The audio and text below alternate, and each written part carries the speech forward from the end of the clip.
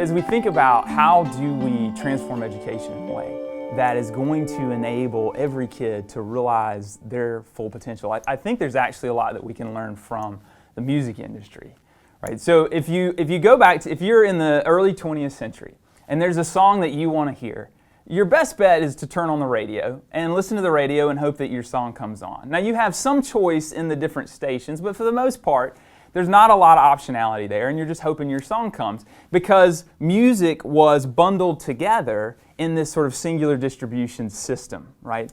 That changed in the 1940s because RCA created something called the 45.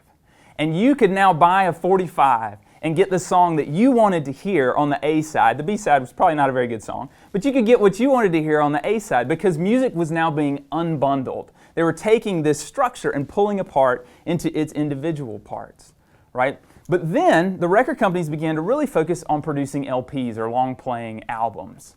So again, they're bundling music together. You can still get the song you want, but you're probably going to get 12 or 15 other songs. And that sort of, the compact disc industry, right, is built on that. And then along come MP3s. Music's unbundled again. Now you can get the specific song that you want to hear. And then music service providers come along and they bundle music together in new and different ways so that you can get the song you want, and it's also probably going to be paired with other songs that you would really like and enjoy. So what in the world does that have to do with education? Well, as you look across our society, you can see how innovation and progress, whether it's in music or news or television or even work, right? These changes take place in this cycle of bundling and unbundling. And yet that hasn't happened in education. In the late 19th century, we basically bundled education together in this singular distribution system that we all know is sort of school, right? And going to school, and that's the way we learn. So the challenge for us now is how do we encourage, how do we equip educators to unbundle it?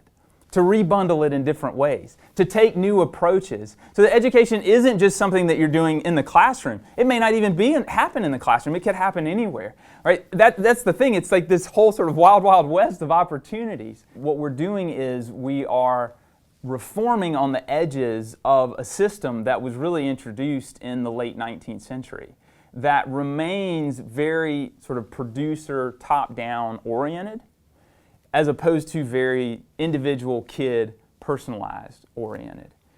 And so what we're doing is inviting people to consider that question. What would it take? What does it look like for us to begin with the kids themselves? So I think it's interesting to look at this on sort of the backdrop of an important transition that happened in the 20th century in America. So if you step into the 20th century in 1900 in the United States, you are stepping into a producer-oriented society. And what I mean by that is that the producers were creating the goods, the services, and the institutions based primarily on their preferences, right? So you take the Ford Automotive Company. You know, Henry Ford's attributed with saying you can have any color Model T you want as long as it's black, right? Or if you wanted a Coca-Cola, it comes in one size and it comes in one flavor. So there wasn't a lot of meaningful choice available. But what if you wanted a red Model T, or you wanted a sports car, or you wanted a truck, or you wanted a big Coke or a tiny Coke, or you want a Coke Zero, or a Diet Coke, or a Cherry Coke, right? Those options are now available because we had this transition in the 20th century from a producer orientation more to an individual or personalized orientation. And that's a big deal because what that does for all of us is it opens up all of these opportunities for us to find greater fulfillment. Because now you can get what best fits you, not what best fits Henry Ford or whomever it was that produced it. And you see that across the 20th century, across the United States in many different sectors of society. Where you don't really see it is in education. Education today remains a producer-oriented institution. We take kids who are all phenomenally different in their interests, their aptitudes, their skills, and we press them into a uniform system that is not personalized toward them, but is more producer-focused, producer-oriented. And what's the result? Well, Gallup did a study and found that 25% of fifth graders are disinterested in education.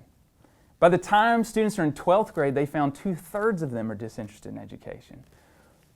And you can't really blame them, right? Because education is not being personalized to them. It's not relevant to them. They don't see the connection. They don't see how it's valuable. What does this mean for me?